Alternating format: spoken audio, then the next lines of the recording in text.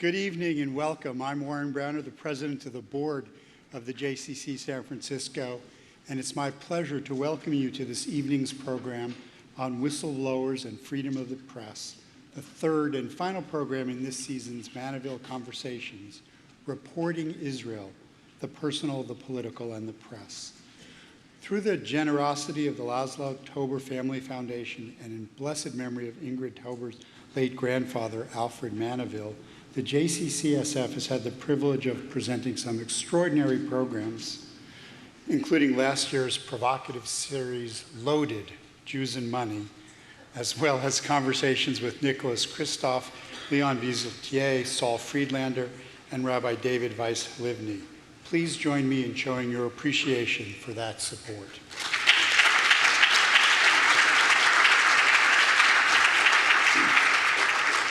I'd also like to thank tonight's community partners, Congregation Emmanuel, the Contemporary Jewish Museum, the Creative Writing Department at San Francisco State, and the New Israel Fund. We presented this year's conversations in partnership with Haaretz, Israel's oldest and most distinguished progressive daily newspaper, and arguably one of its most important liberal institutions. Owned and run by the Shakin family since 1935, Haaretz has no competition when it comes to importance as an unrivaled national stage where Israeli life is played out in news articles, features, op-eds, and reporting that often raises uncomfortable and controversial issues. This has made it a frequent target of those who seek to silence critical voices coming from within Israel itself. We started this series in December with Ari Shavit and David Remnick, continued in February with Aleph Ben and Jeffrey Goldberg, and end tonight with Uri Blau and Barton Gelman. With these extraordinary journalists as our guides, we've come to understand more critically some of the most pressing issues facing Israel and its future, its miraculous accomplishments, and its tragic mistakes. The shifting geopolitical landscape as a result of America's policies towards Syria and Iran, the BDS movement in isolation from the West, and with tonight, the conflicts and limits of press freedom. So without further delay, let's meet tonight's esteemed guests. Uri Blau is an investigative journalist specializing in military and political affairs for Haaretz. He is currently a Nyman Fellow at Harvard University. In 2012, he became the first journalist in Israel to be charged and convicted under the country's Espionage Act for possession of classified information after exposing that the Israeli Defense Forces conducted and covered up an unlawful targeted assassinations in the West Bank. Mr. Blau has reported on a wide range of topics, uncovering a number of corruption scandals involving top government and military officials. He has also worked as an analyst for Japan's Fuji TV, Britain's Channel 4, and other international media outlets. Barton Gelman, a two-time Pulitzer Prize-winning journalist, blogger, and author, is currently leading the Washington Post's coverage of the global surveillance disclosure based on top-secret documents provided to him by ex-NSA contractor Edward Snowden. He is a senior fellow at the Century Foundation and visiting fellow at Princeton's Woodrow Wilson School, and former contributing editor-at-large at Time. His books include the best-selling Angler, the Cheney Vice Presidency, and Contending with Kennan. During 21 years on staff at the Washington Post, Mr. Gelman was legal, military, diplomatic, Middle East, and special projects reporter. Among his many honors, he is the recipient of 2 George Polk Awards, the most recent of which was for his work on the NSA story. Now, each of you received a card when you entered the hall. Please write any questions on a list and pass them to the right, and Usher will pick them up about 40 minutes into the program. And now, please join me in giving Uri Blau and Bart Gelman a warm welcome to the JCCSF.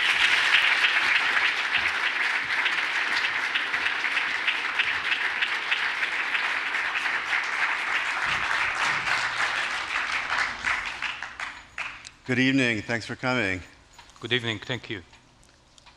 So that voice that told you to turn off your cell phones, I've just learned backstage that the official trade term for that is the voice of God, which is appropriate here.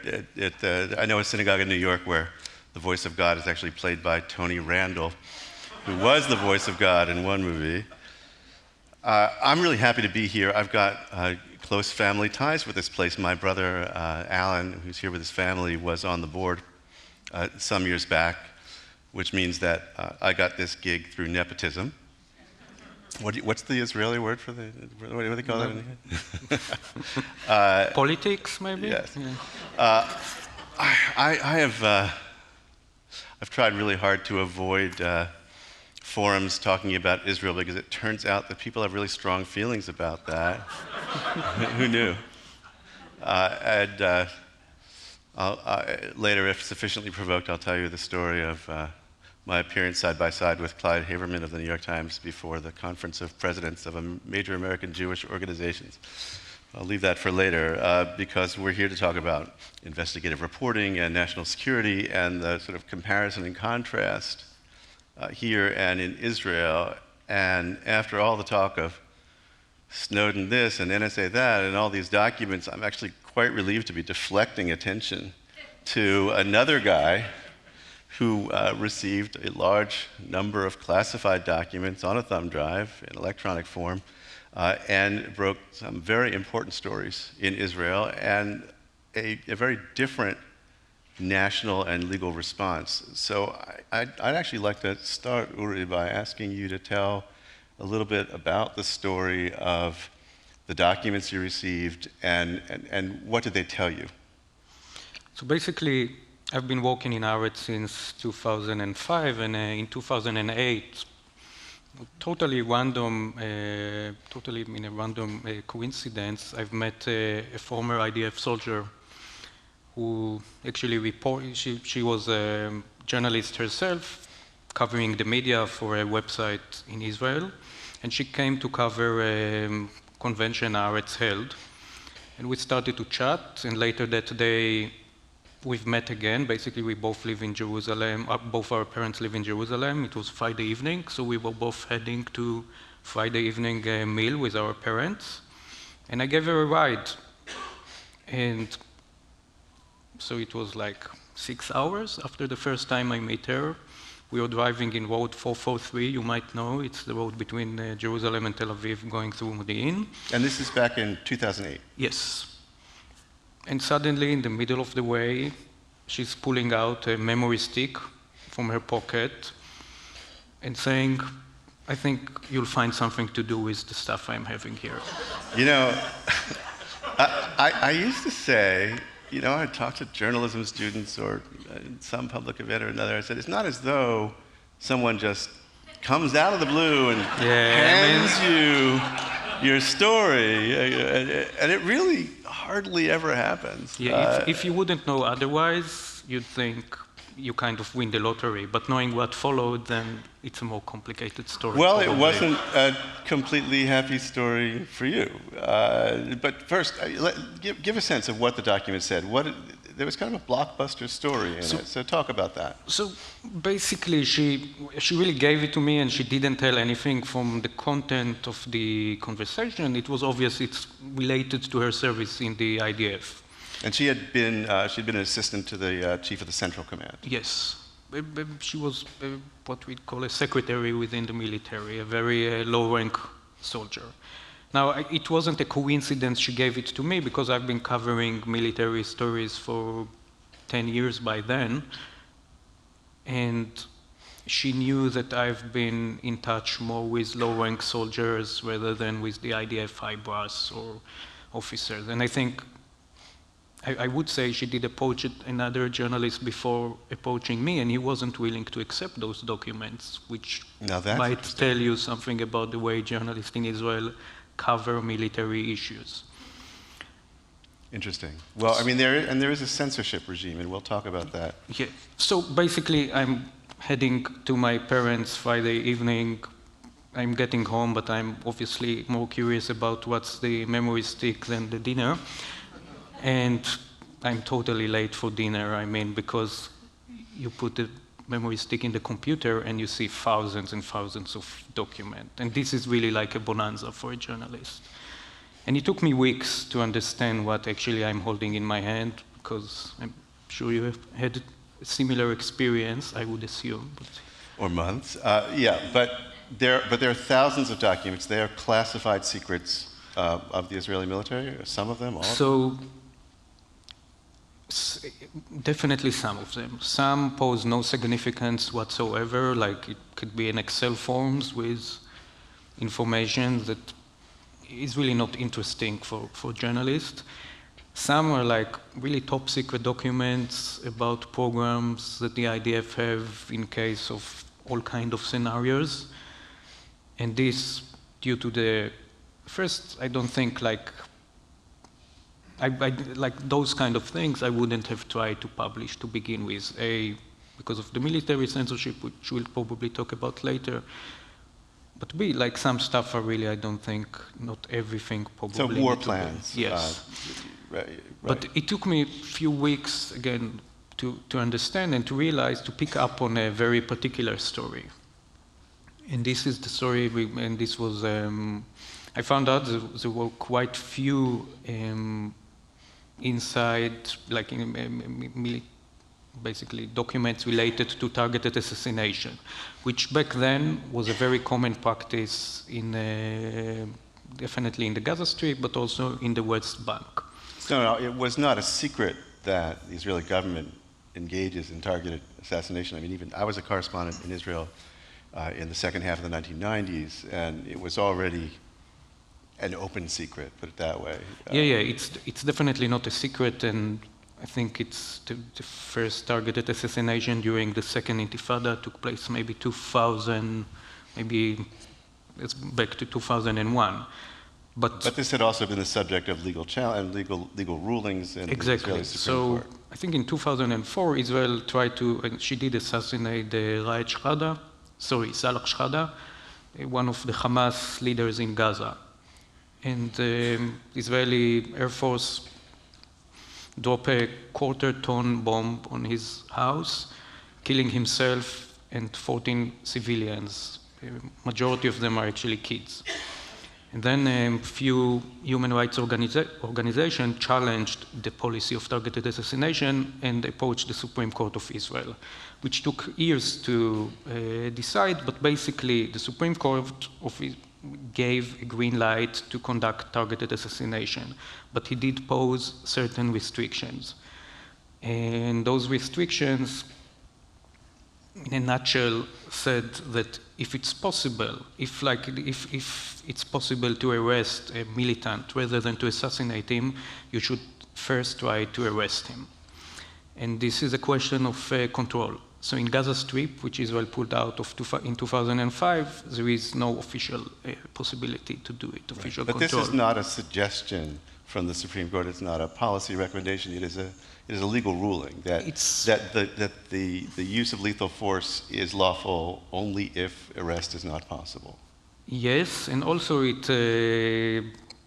discussed the issue of collateral damage and so how many innocent people can you kill while trying to, or how much damage you would prevent by assassinating somebody and on the way causing collateral damage. And what those documents revealed is that operations that officially was fired, basically you could see that when sometimes the IDF spokesman would announce that soldiers were trying to arrest a certain militant, and he opened fire on them, so there was fire exchange and he was killed, were planned to begin with as assassinations, and this is happening in the West Bank. And another significant thing that those documents revealed was the fact that the IDF decide prior to the operation how many unidentified people can be the collateral damage together with this militant. So an X number of people. So if he's going with if he's driving the car with a certain number of people, you still have a green light to go with the operation. And seeing those stuff black on white is actually incredible. So, but big picture here, the story you learn from the documents, and that I'm sure you report out and fill in, is that Israel has conducted targeted assassinations in the West Bank of members of the Islamic Jihad that do not comply with the Supreme Court legal unlawfully, rule. basically. That's a pretty big story. And it appears, well, so you submit it to the military censor. Explain that process.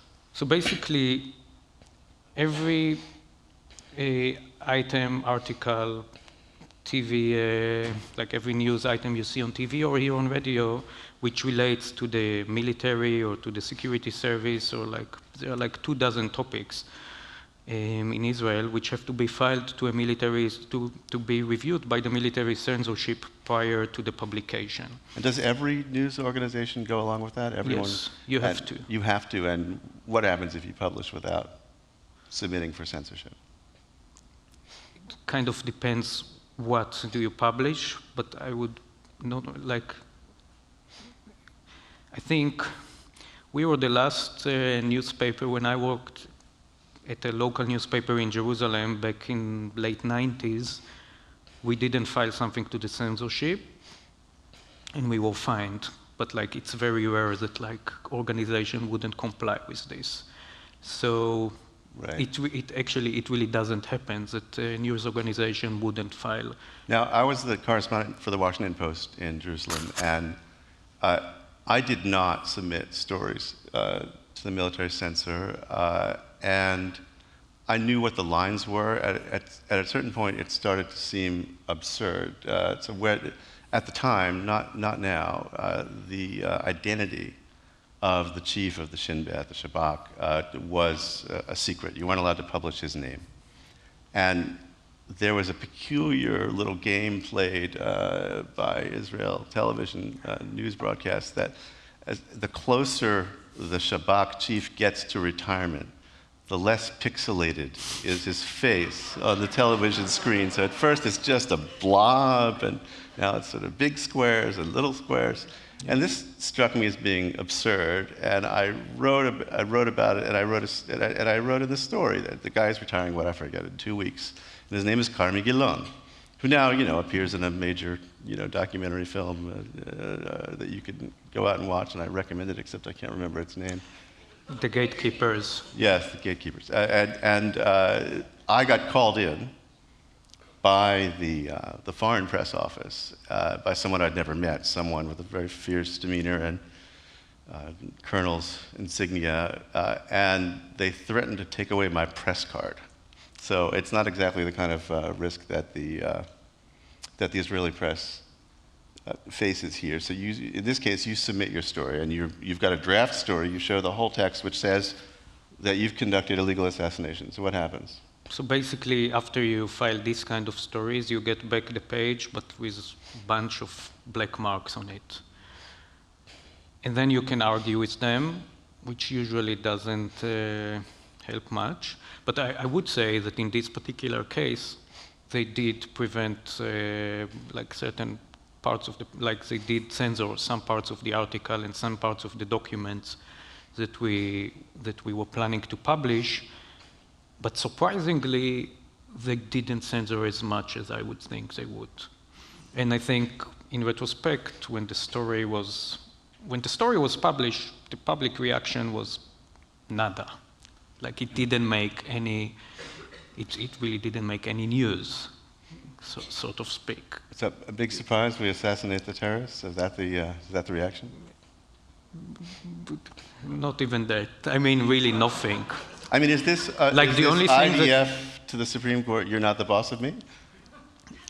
Well, the story was picked up only like my source was arrested and like everything else happened, and then like the story was kind of republished or like reappeared on the web, and then like people were reading it, and suddenly it became like a very readable, one of the like most readable story in Haaretz website. But prior to this, nobody picked it up except from the IDF itself, which opened like a full-scale investigation Okay, so public reaction is muted, but the IDF is not. You've acknowledged that you've got secret documents, Yes. and you're writing about something that they did not want to talk about, and so they open an investigation and they discover your source. That's yeah. Basically, the IDF couldn't discover the source, and the stuff I know now is like not what I knew back then.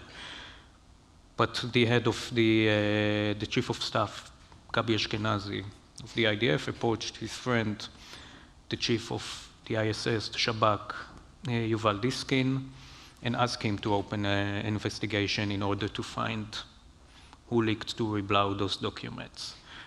I would say that I also conducted an investigation to the business of Gabi Ashkenazi, and it all happened like in a close proximity of time. So Uri does not choose slight targets. He did very strong investigative stories that exposed highly questionable financial dealings by Ehud Olmert.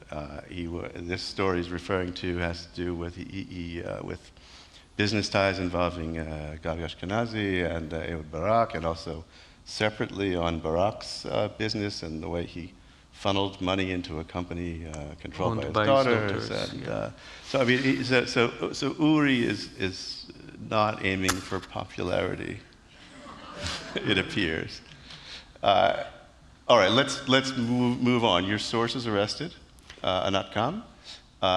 She eventually agrees to a plea bargain and is sentenced to what, 4.5 years in prison? Yes. And she is serving in prison now. No, she was released about a month ago. She was sentenced to 4.5 years. Later, Supreme Court reduced her sentence by a year, and then she was out after 2/3 of her time. Right. So she's arrested in 2010 and sentenced in 2011, and next they come after you. So not actually next. It's all happening at the same time. The thing is, she was arrested while I was on a 3 months leave of absence traveling China. And it was all under gag order when she was arrested. She was arrested in December, and the story only broke up like April the next year. So this is another interesting thing. So she's arrested secretly, and members of the Israeli press know it, at least some of them do, and more over time, I presume, and they're not allowed to report that she's been arrested. Now, the traditional thing back in my day in Israel was that if there was a really important story and the military censor wouldn't let you publish it, you would give it to someone like me. You would somehow make sure that it got to someone in the foreign press. Did that happen here? So first, unfortunately, it didn't happen here, but like we should be actually accurate, because it wasn't the military censorship which forbid the publication on her arrest, but a court gag order, which, something to know, it's a very common practice now. It's actually being, well, the Shabak asked it in this case, but usually every time there is like a serious crime happening in Israel, the first thing that police does is go to court and ask for a gag order. So the media really cannot publish anything about like the investigation or like failures in investigation. And this case fell under like the same kind of criteria. It took maybe 3 months, but eventually, slowly but surely, the internet picked it up. And it was and eventually it was picked up by the media here and in the UK.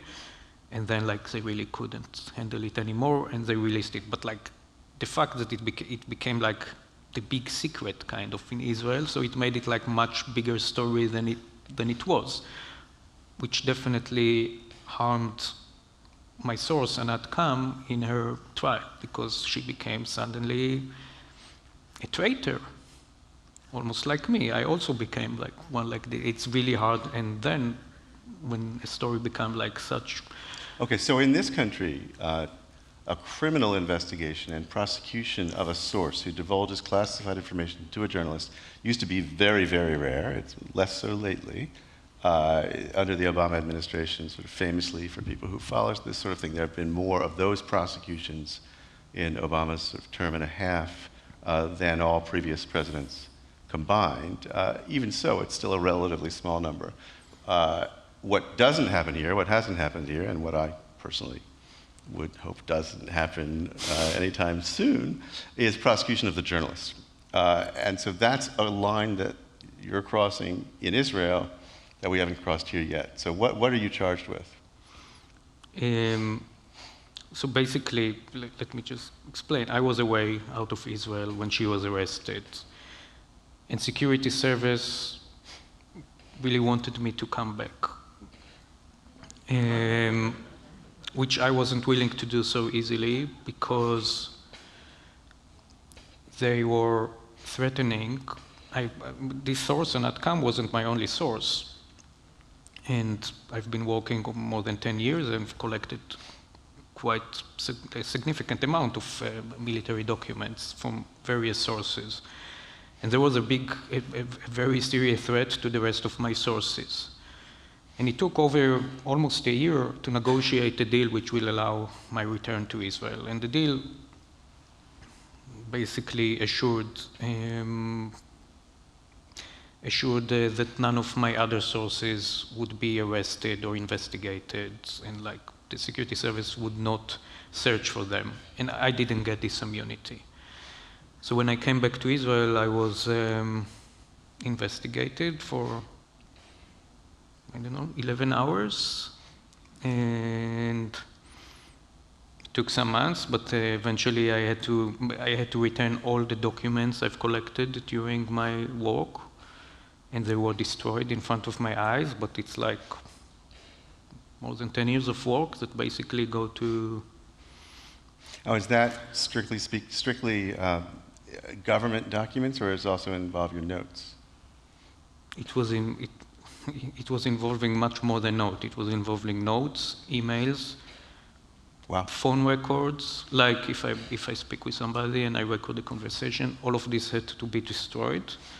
And the reason for this was I've been after I returned all the documents, I had to go through a polygraph test. And I don't know how many of you have ever been in a polygraph test, but it's not like in the film with Robert De Niro and so it's 8 hours in which you are being completely, in a way it was much more difficult than the investigation because you really feel naked. You're sitting in front of the investigator, he asks you questions again and again and again, and sometimes every set of questions is being asked 4 times, but the 4th time you don't answer, you don't say, it tells you you have to say it only in your mind, I can see your heartbeats or whatever they try to see. And this is... And what is the reaction of other members of the Israeli press, the media there? I mean, is there a civil libertarian reaction to the idea of a journalist being interrogated this way, or is it business as usual? So it took a long time until it wasn't business as usual. But when my source was arrested and I was away and it was breaking news and front pages in the media,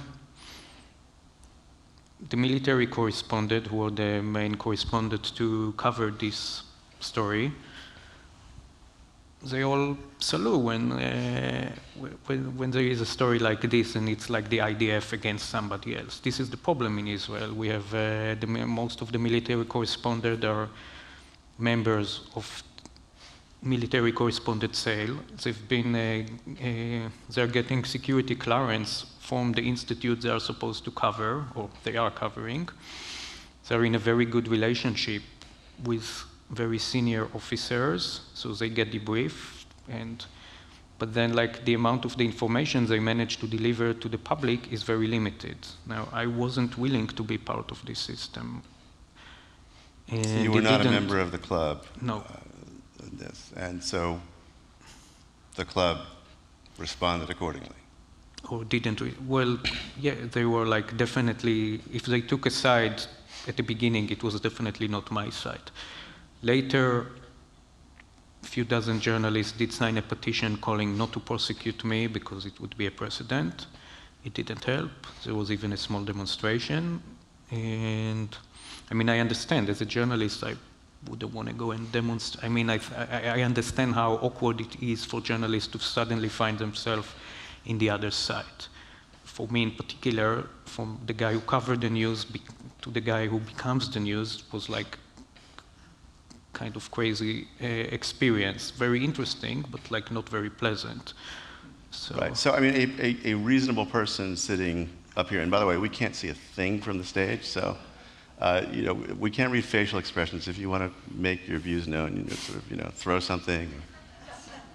But a reasonable person sitting back there might be saying, well, maybe Uri is unpopular because he's not a good journalist. Well, I did a little bit of due diligence before coming up here, and I've talked to some very well-known, very good Israeli journalists whose opinions I respect, and they say this guy's the real thing. It may be that the fellow military correspondents don't want to annoy their best sources in the high ranks, but Uri has the considerable reputation and respect in Israel and among Israeli journalists.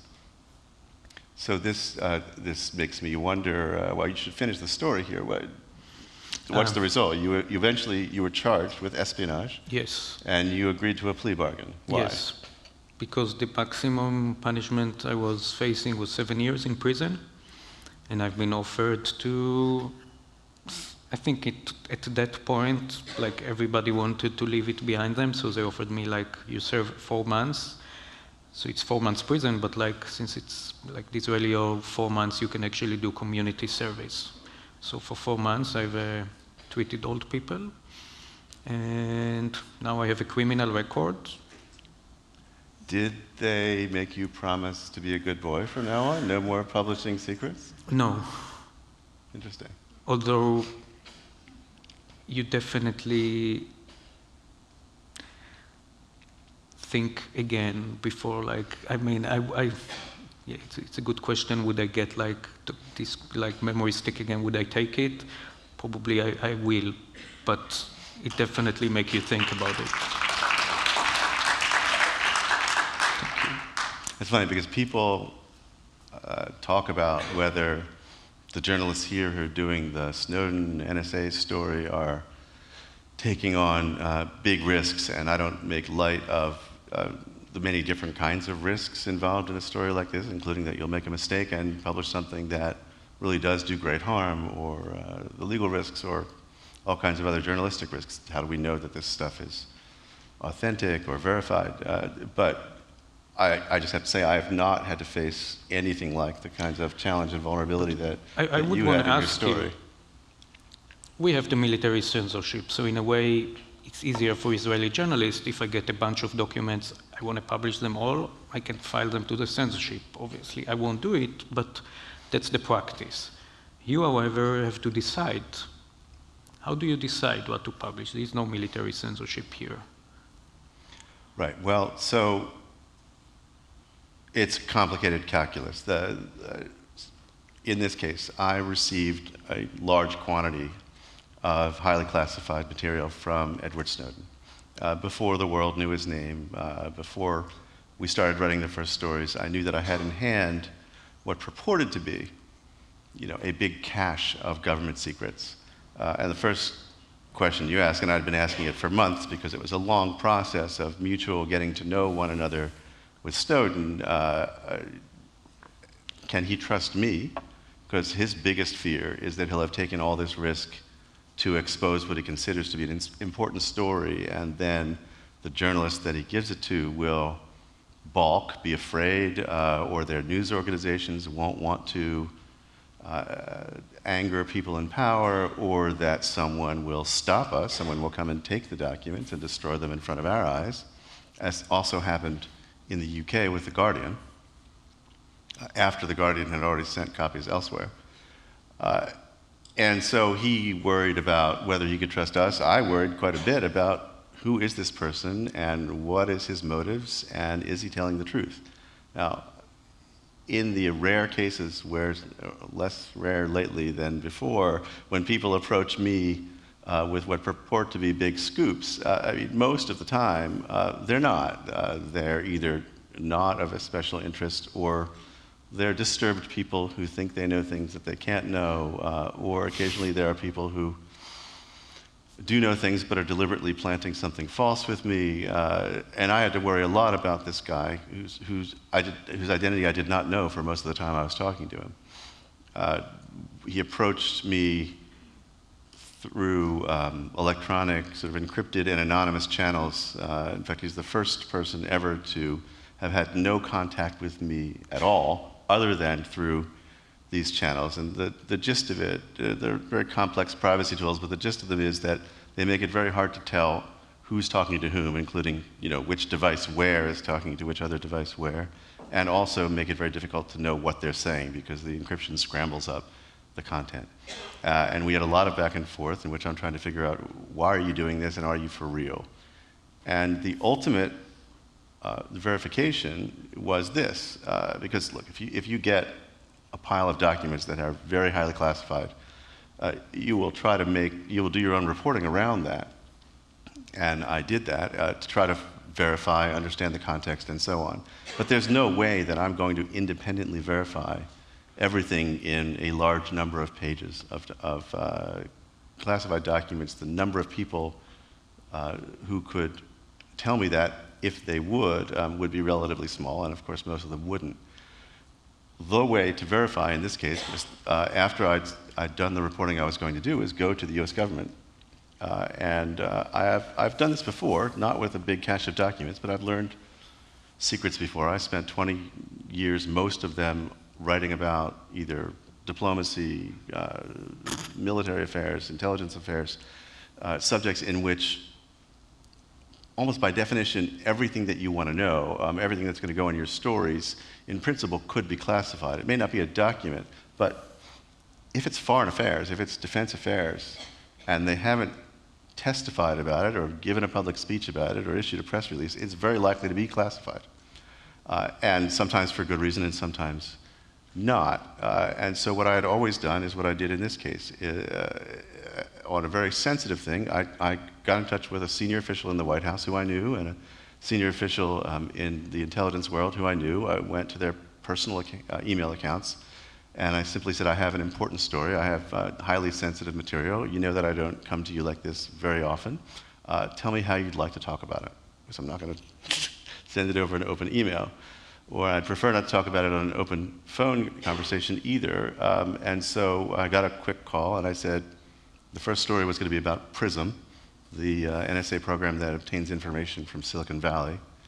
I said, get a document with this title and this author and this date, and then call me back and tell me how you'd like to interact. And so here's the first stage that answers your question. But are those officials or your sources? And now I'm going to people who are officially responsible.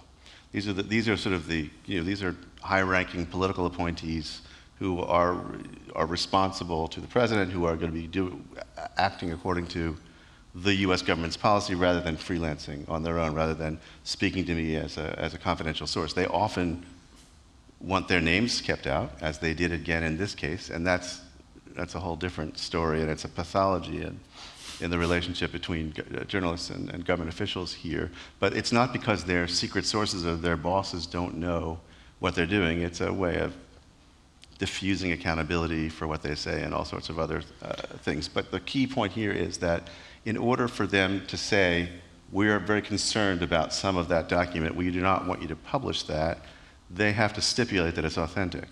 We're not going to have a hypothetical conversation, though people have tried occasionally in the past.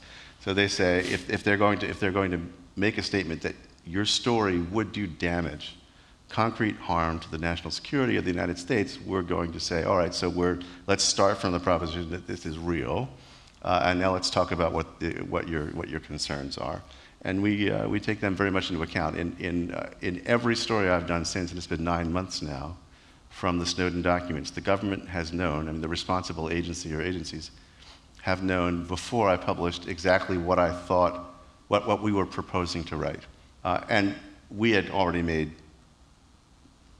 our own sort of choices of things that we would leave out. I mean, I'll tell you how the very first conversation went in PRISM. I mean, we're on an open phone line. To my frustration, they have, even 9 months later, they have not been willing to provide me with a more secure means of talking to them about these stories, which seems crazy, but there are bureaucratic reasons why this is happening. And so I opened the conversation by saying, all right, you've got the document now, everything from pages 17 to 24, something like that. We're not even considering publishing. It's just off the table. So just to be clear, so you give them the documents in it like... I did not give them the documents. I've shown them nothing because I don't want to assist in the investigation of my source, but I give them the name and the title and so on, and they know how to look it up So they know how themselves. to read, yeah, I understand. Right. If they can't find it, then we're really in trouble. So they said, well, that's a relief. We're really glad to hear that. I mean, what the Washington Post doesn't want to do, what I don't want to do, is to write a story that exposes an intelligence method or an intelligence operation, the mere exposure of which ends it. What I want to do is I want to raise public debate about big policy questions like, is it okay with us, the people, collectively, as we have this conversation, that they're going to collect records of all of our telephone calls? Or is it okay with us that they are intercepting sort of millions of our communications, or actually, in some cases, trillions of our communications overseas? Because you can write a message from here to Kansas, and there is a very high likelihood that at some stage in the life of that communication is going to cross over foreign switches. Is it okay that they have a practice of assuming that anything on those foreign switches is foreign, and anything American that's collected is purely incidental, is their term for it, and they're free to keep it? And so I want to raise the policy questions, but I don't want to specify an operation that doesn't allow for debate because it's over as soon as I've said it. And can you imagine a scenario that there would be military censorship here in the U.S.? Can I imagine the outcome can be the same if it works accordingly.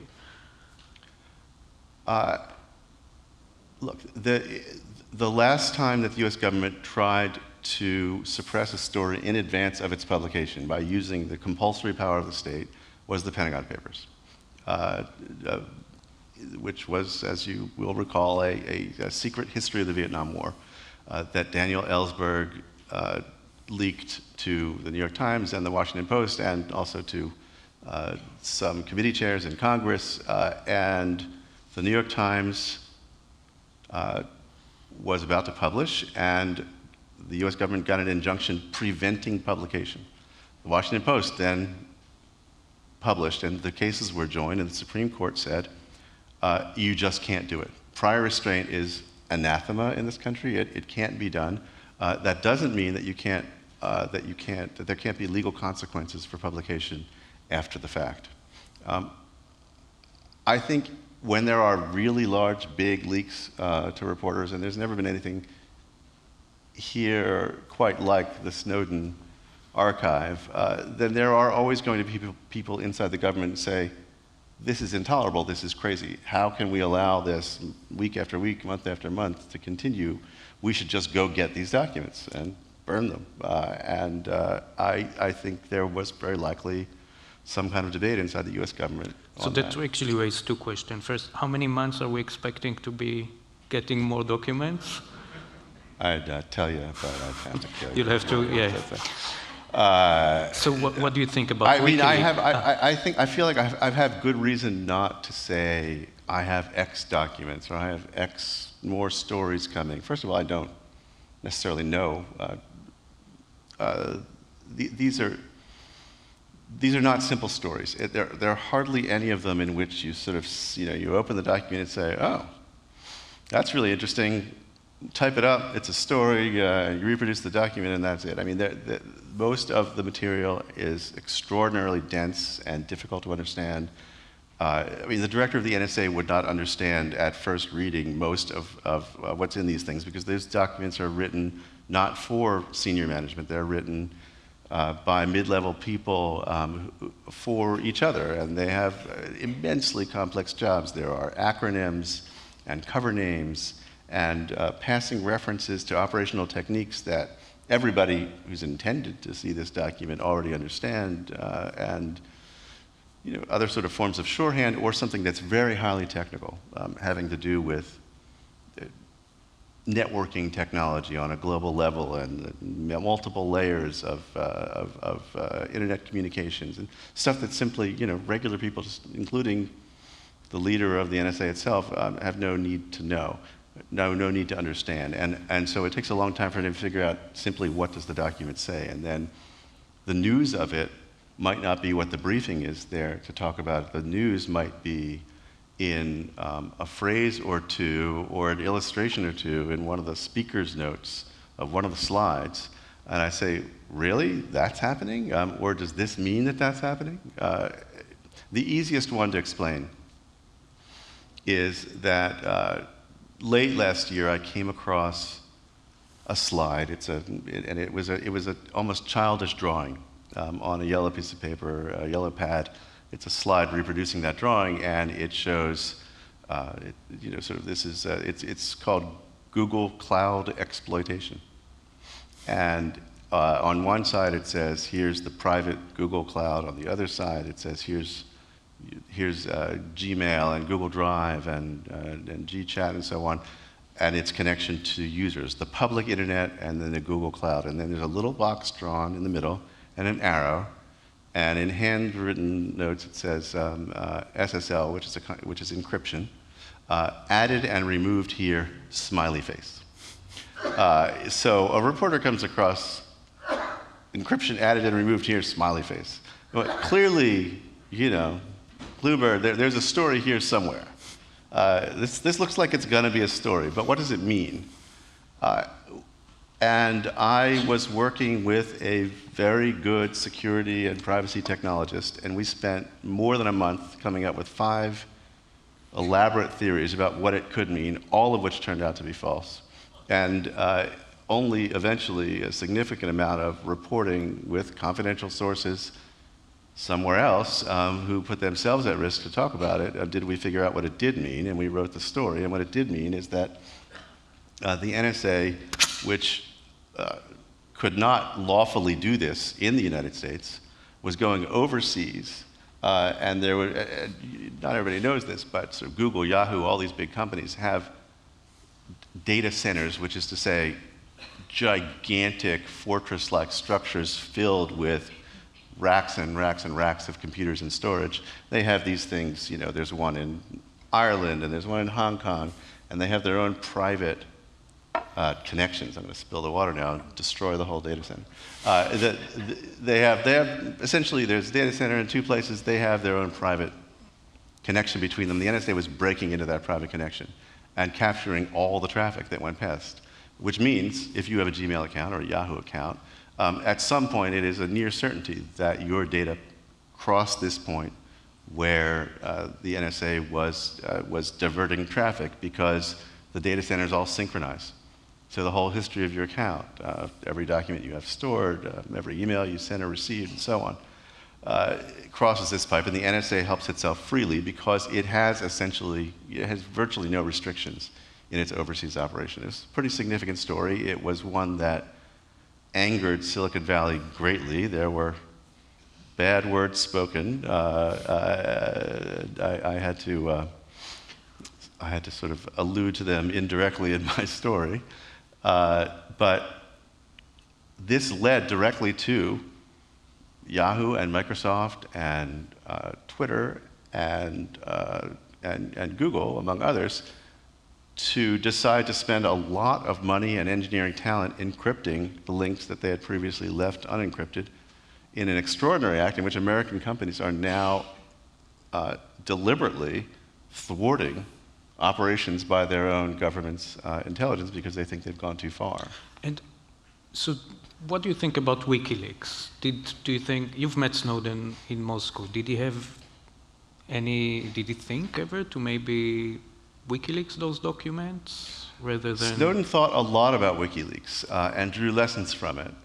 He also drew lessons from other whistleblowers before him, like Bill Binney and Tom Drake, who had both been NSA employees at fairly senior levels, much more senior than Snowden, and whose lives had been destroyed by investigations and allegations that turned out to be untrue about them, but who also had not made the kind of impact he wanted to make. They were attacked and discredited by the government and prosecuted, or at least they were under grand jury investigation for long enough that they had to exhaust their life savings on defense lawyers. And yet, the points they wanted to make, the issues they wanted to raise, did not get very far publicly. And Snowden decided that only documents could withstand the power of the government to sort of deflect and divert and push away or discredit a story. That's the only thing that would get journalists to say, well, it's not just some crazy 29-year-old kid who's making claims, he can prove them. But he did not want to dump it all out. He gave us material that he did not actually believe we should publish. And he asked us to make our own independent judgment about what would be in the public interest and what would be harmful. And we don't do this because we're sort of amateur geniuses at understanding national security. I have been able to anticipate, most of what the government was going to ask me to withhold, but we get our expertise the same way we do in every other kind of story, which is by asking experts and talking to the government and asking them to explain concretely why it is that this or that would be harmful. In most cases, we can find a line in where basically everyone in the conversation can live with it. There have been times when they've asked me to take things out and I've said no. And I said, look, I'm not the ultimate decision maker. You know the address. Here's the number for the executive editor if you want to talk to him. And it does sometimes go up the chain, but I'll give you an example, and it's the very first story about PRISM, about the collection of data from these internet companies. The one thing, after I said pages 17 to 24 were off limits, and that's because they exposed specific operations, specific targets. The thing that they most wanted me to remove was the names of the companies. They did not want me to say that Microsoft and Yahoo and Google, AOL, Skype, and so on were participating in this program, and I said, why? And they said, because if they're named, they and other companies will be less willing to cooperate. And I said, that's why we're publishing it. Not because we want them to stop cooperating with you, but if the harm you're describing consists of the people and the marketplace deciding that they don't like what's happening and they're going to do something about it, they're going to use some other service provider, or they're going to put pressure on the company, or they're going to ask Congress for new laws. That's why we publish things. That's accountability. That enables the public at large to make the decision. So do you reckon we are in this age in which we will get more and more stories like leaked to us in that sort of way? Look, I don't know. It's funny. Is this the future of journalism? Do you find this true? Because I go before an audience and we'll be talking about a story, and the thing that people often most want me to talk about is what's going to happen.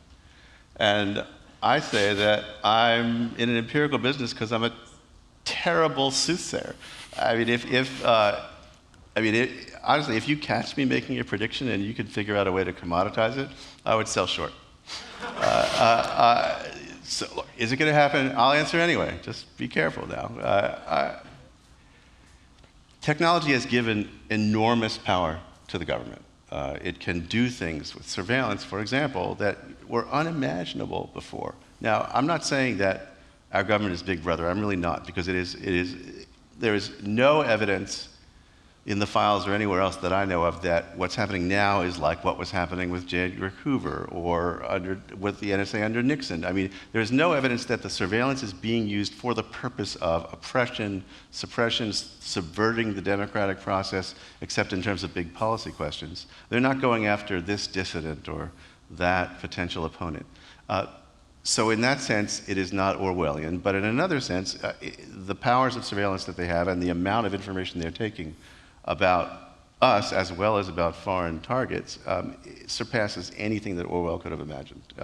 So they have this huge technical advantage now. There's also the fact that it is possible and actually easy in normal circumstances to make a perfect copy, almost for free, transmit it near instantly to as many people as you want. And it is very, very hard to store information digitally in such a way that it's usable and can't possibly be copied by anyone and sent anywhere else. I mean, think about Daniel Ellsberg. I had him come to a class I taught one time, and he sort of showed the students who had never heard of the Pentagon Papers and sort of barely understand that there's this thing called a photocopier. Now, he said, this is what happens. He had 7 volumes of history of this. So you just sort of pick up this big, heavy thing, put it on the glass, you push the button, and it's... Wait a minute. So 30 seconds pass and you have 1 page, and he had 7,000 pages. Today, 7,000 pages is, you could store 7 million pages on something the size of a fingernail, micro SD drive. And so, yeah, sure, I mean, you are giving tools to potential leakers, but in the classified systems, the ones that are air-gapped against the public access and the public internet, it is very hard to get stuff off them. Snowden is an unusually competent, talented guy with computers and just sort of in terms of operational planning. I mean, look, he'd spent something on the order of a year extracting information from systems that had built-in auditing and security tools that he was not supposed to be able to take. And during that period, he is communicating secretly with 3 journalists in a way that he can't be surveilled by the surveillance agency that he works for. That is not something that can be done by accident or by some high school dropout, low-level employee. I mean, he's an exceptionally intelligent and talented operator. Whether you like what he did or not, it was not an easy thing to do. So, do you like what he did? I'm sorry, what? As do an I American, like what I did? no, I'm interested, like, as a citizen and not a journalist. Like, can you do this? I'm actually the last person who should be asked about sort of the merits or the morality of what Snowden did, because first of all, I have a source-to-journalist relationship with him. I don't go around judging my sources. I obviously believe that what he did enabled me to raise issues that were of some importance and that were very powerful stories that needed to be told not for titillation or excitement or headlines, but because these are quite fundamental choices we're making as a society and we didn't even know it. I agree, but there is an interesting difference between Snowden and Anat Kam, my source. Okay. Snowden, as you said, for a year he chose to do it. He was like a man on a mission. While Anat, after she was arrested and investigated, she basically said she made a mistake, and she made a foolish mistake, and she definitely didn't want to become the poster girl of classified information. Right, and that is very different from Snowden. Snowden is, as far as I know, the only significant leaker in the history of the United States who deliberately outed himself. He did not want to hide. I mean, we were very, very careful to keep our channels anonymous at a time when he was worried about being preempted, right? Because the last thing he wants to do is take all the risk and then have the stories get squelched. He's arrested, he never gets us the documents or whatever. But he told me all along that he intended to make his identity known quite soon, and he did. It was, I don't know, I want to say it's 4 or 5 days after the first story was published that he announced that he was the one who did it, and here's why, and he spoke quite articulately about his reasons for doing what he'd done, and he did so knowing that there was a high likelihood that he would be caught and sentenced, and he did it because he felt that it was the right thing to do. And how do you live with reaction from people who think it's completely wrong to publish what you are publishing? Because you hear these kind of comments in here as well. I hear it all the time, and look, there are legitimate hard questions here. I am not any more immune to criticism than anybody else. I don't think that my choices are sacred or perfect, or those of the Washington Post, and we should be held up to scrutiny. I'm prepared to defend every decision we've made to date, and I am constantly worried about making the wrong choice. There are some very hard stories. There are some stories I've done only recently because I had put them in the almost too hard category. The last one I did was about an NSA program that is intercepting and recording every single telephone call, the entire audio content of every single telephone call of a foreign country. And I did not say the name of the country. And the dilemma I had all along was, for reasons I actually can't talk about, I'm convinced that naming the country would do very great and concrete harm. It's Israel, huh? I did not say that.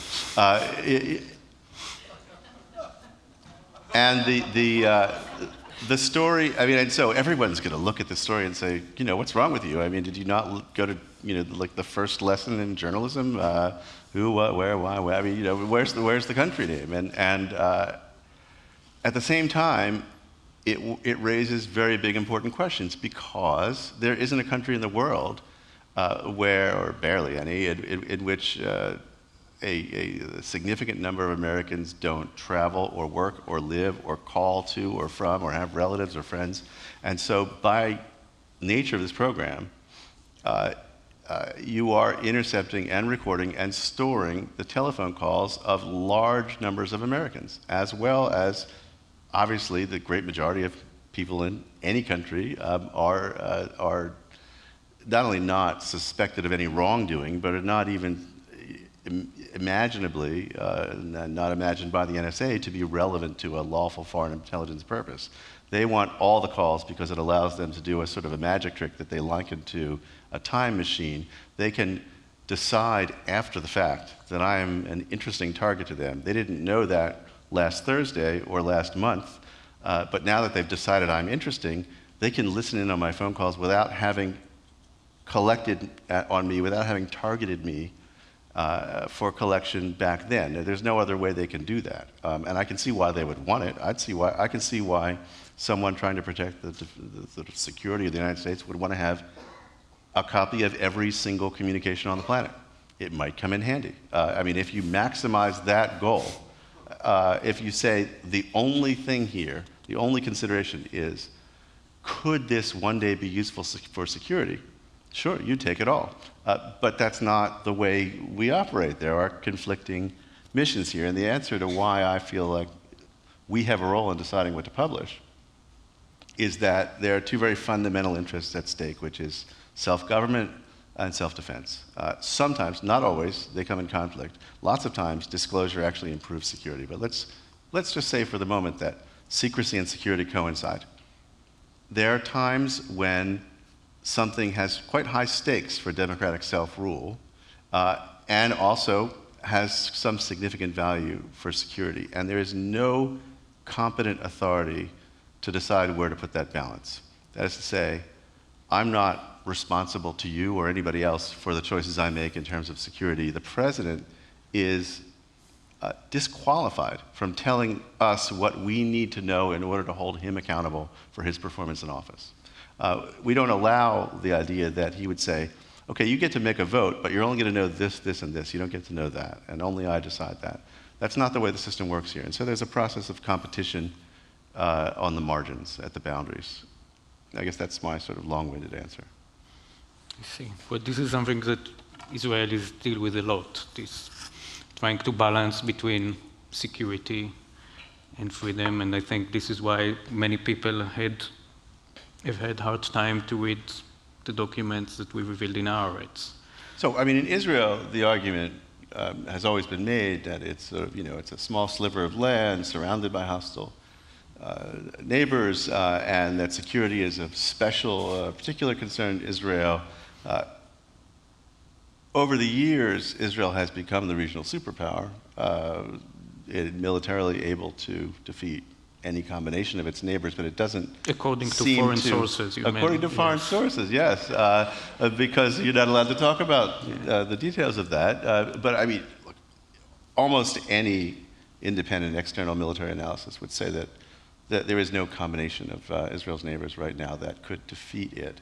But that doesn't seem to have sunk into the sort of security consciousness. On the way, in the contrary, like I think the situation just become worse. The country becoming more and more isolated.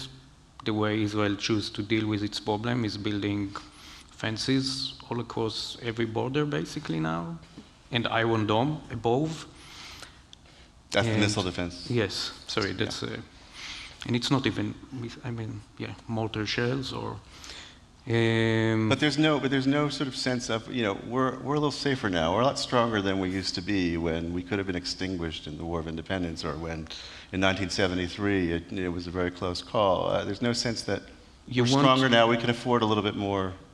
Unfortunately, no, not at all. You can see it in the result in the elections and in public opinion polls. Why do you think that is? I think definitely Israel is a country that living with a trauma. But this trauma is being fed by the government and by the media, who, to a certain extent, cooperate. So it's so interesting to hear the idea that even that the government itself as any kind of a unitary entity, which of course. You hear Netanyahu talk about Iran, the terminology he used is like, we are facing Germany in 1938. Like, I don't think this is a terminology we want to use while discussing, we are not in Germany in 1938, we are in Israel in 2014. Israelis do like, in fairness, they do like big, brawny, overheated rhetoric, right? I mean, when I was there, sort of everything is going to be a bloodbath. This election is an avalanche. It's a mapach. It's everything seemed so big and extraordinary, but then every now and then there are quite extraordinary events. I mean, I've covered conflicts along the Gaza border, and it's very unpleasant to be in Sderot or in the towns that being sheltered occasionally. But if you take any mortar shell as an existential threat, you really can't run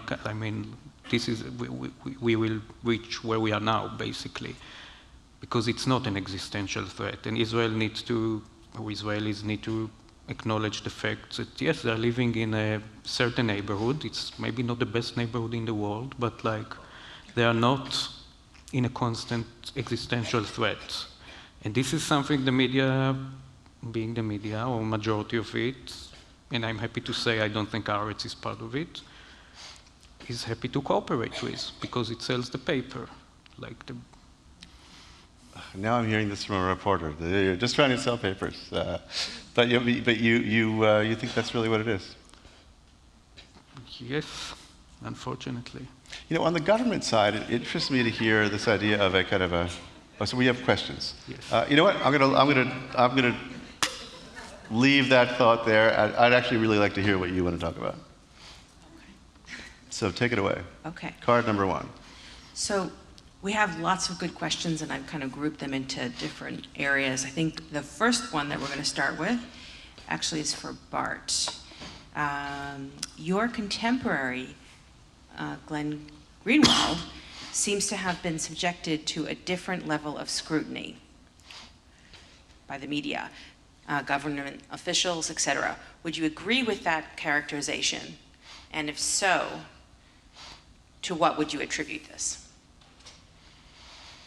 Look, I mean, I think it's sort of self-evident that there's been more sort of personalized commentary around Glenn, and I think I'm probably not the right person to comment on what's being said by or said about a competitor. I mean, I'm probably the person you should have not a grain of salt, but a bucket of salt if you're going to hear my opinion on it. But he clearly has wanted, all I'll say is he's wanted to play a much more sort of prominent personal role in the debate, and he has been a lightning rod for people who think that we collectively are publishing much too much. Okay, so I'm going to shift gears for a second and ask you, Uri, What do you think is the biggest investigative story between Israel and America that's going to break in the next year or two? So maybe I'll take the Fifth Amendment or use like Bart's answer? No. Well, you know, actually, I mean, there is actually there's an interesting aspect of the NSA documents, and we mentioned it in passing, which is that the United States regards Israel among its top handful of counterintelligence threats, which is, of course is, you know, once again and perennially relevant in the conversation about Jonathan Pollard. And I'm not going to be saying anything about Pollard. I'm simply saying that it's clear from the internals when they are writing for themselves, among themselves, without any intention that what they say becomes public, they see Israel among the most active and competent foreign governments trying to find out U.S. secrets. Still a friendly country, but... yeah, one of the stories was that I think an apartment in front of Ehud Barak's house was rented by the U.S., right? That wasn't my story. So I think one of the stories I've dealt, or I've made a series of articles about the way money flows from U.S. to Israeli either settlements or relatively right-wing organizations, some of them helping to build what we define in Israel as an illegal settlement, which means that even within the Israeli spectrum, like some of the settlements are legal and some aren't, and to promote all sorts of really extreme right activities sometimes. And big chunk of this money actually is coming from here, and partially it's coming through non-governmental organizations who get who are like, the donation to them are tax deductible, so basically it's the US government who finance or help finance policy she's like officially rejecting. And I would imagine that can develop to a bigger issue, definitely if the peace process is not going anywhere as it seems now.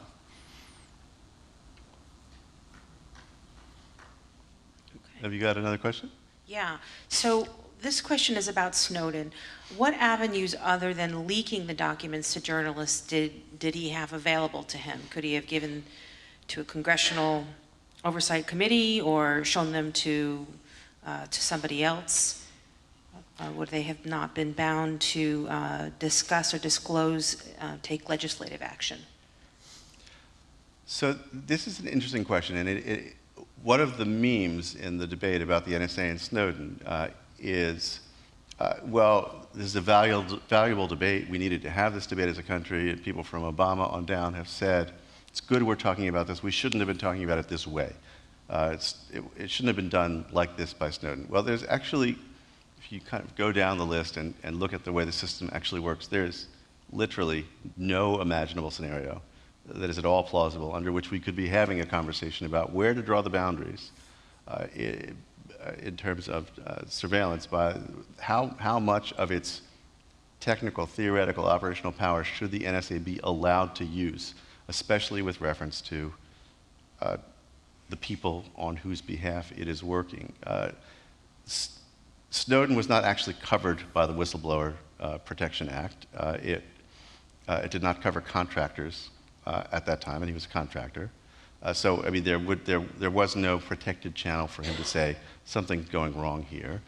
He was, nevertheless, he told me, speaking to supervisors and colleagues a lot about concerns he had about the breadth of these programs. He told me he had approached at least 4 supervisors in his final year, which is, frankly, another level of chutzpah, because at this time he's going to colleagues and supervisors and sometimes literally asking the question, you know, what do you think the public would think if this were on the front page? While he's talking to reporters in secret. And so, I mean, it's an interesting set of dynamics that allows the guy to do that. Congress congressional oversight and judicial oversight were significantly hobbled here. First of all, I mean, there was no chance he would be able to bring these kinds of documents. There was no channel under which he could bring these kinds of documents to Congress. They are so highly classified that very few members of Congress, probably fewer than 1 in 10, have a member of their staff cleared to read them. Which, and members of Congress, just like any other sort of executive type, running an office or being a boss, having bigger jobs, they're not going to sit down and read what is a 5,000-page secret intelligence budget, which gets passed every year, or voluminous reports, or technical stuff like the kind I've been struggling to understand sort of full-time for 9 months. They have other jobs to do. And there are times when the classification is applied in ways that seem to be, I mean, I can't read minds, but that seem to be designed to thwart oversight. For example, in August, I wrote a story about NSA sort of failures to comply with its own rules, violations of its rules, in some cases violations of the law. They call them compliance incidents. And there were some, 2,774 compliance incidents in the most recent year for which I had data. The tables of there's a lot more than numbers in it, but the tables of statistics, the number of times they broke the rules, were classified in the internal document at the level of secret, which means it would be harmful, it would do significant harm to the security of the United States if the number of times they screwed up was made known to the public. And it's already a little bit hard to justify that classification stamp. But when they reported the same table of numbers to Congress, they stamped it top secret, special intelligence, code word classified, no foreign, which means, again, that there are fewer than 10% of the members have a staff member who's allowed to read this report and advise them on what it means. And so the oversight process is broken, to be honest. Can I follow up on this one? I'm just wondering, you've met Snowden in Moscow. Does he feel he achieved his goal? Yeah, so when I talk about how I talked to Snowden and had all these contacts and conversations with him, don't picture a telephone call, don't picture a face-to-face meeting. I mean, for a very long time, we were only using these sort of spooky, encrypted, anonymous written channels. But I did go and see him in December and spent 2 days with him in an undisclosed location in Moscow. And I was very curious when I had never heard his voice except in the videos he'd made, and I wondered how he'd feel after a certain number of months had gone by. Did he get what he expected? Was he sort of shrunken down and hiding, and was he kind of aghast at what he'd done? And in fact, he was sort of Zen-like in his serenity. I mean, he had done exactly what he wanted to do. I mean, look, if you had asked me, here's the crystal ball again, if you'd asked me in June, just before the first story appeared, whether this was still going to be a hot global story, significant debate with huge market repercussions, with lawsuits making their way up to the Supreme Court, with fundamental legislative changes in the offing, where the Republican-controlled House of Representatives comes within 7 votes, I think it was, of abolishing the phone record collection program. And that's before the new versions of legislation are coming up. If you'd asked, would there be this sort of global turmoil that lasted 9 months and still going strong, I would have said, you're crazy. I mean, that is beyond all plausible ambition for a leaker. You want to get some public attention to this? I think it's an important story. I think people will pay attention, but I never would have imagined this. And he told me in a sort of a somewhat misunderstood comment, that I've already won. And what he means by that is what he wanted was not to make the decision, not to cause a particular kind of change, although he clearly knew what he hoped for. He wanted to enable the debate. He wanted the transparency to allow you to decide, and the market to decide, and the political process to exercise its normal checking power against the government. And in that, he certainly has achieved his goal. Well, I think we're out of time at this point, so I want to thank Uri Blau and Bart Gelman for joining us, and for all of you for coming. Thank you very much.